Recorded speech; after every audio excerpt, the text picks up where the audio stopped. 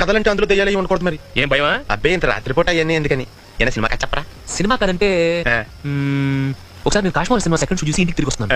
అసలే చలికాలం, పైగా అర్ధరాత్రి, రోడ్లన్నీ నిర్మానుషంగా ఉన్నాయి.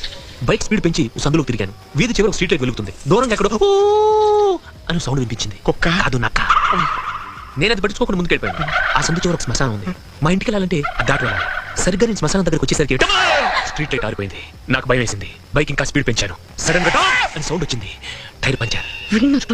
నేను బండి గబగబా నడుస్తున్నాను. నా వెనకాల ఎవరు వస్తున్నట్టు అనిపించింది. సడన్ గా వెనక తిరిగాను. ఎదురుగా నా ఫ్రెండ్ కనిపించాడు. వాడిని చూసి ఆశ్చర్యపోయి నువ్వేంటి ఎక్కడ అని అడిగాను. వాడి మధ్య నేను ఇక్కడే ఉంటున్నాను రా అన్నాడు. నేను అబ్బాయి పోగొట్టుకోవడానికి సిగరెట్ ఉందా అని అడిగాను. వాడి చెవిలో నుంచి సిగరెట్ తీసిచ్చాడు.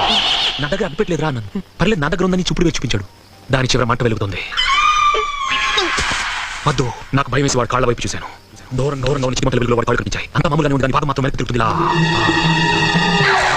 కథలు కావాలండి యాదవ్కి.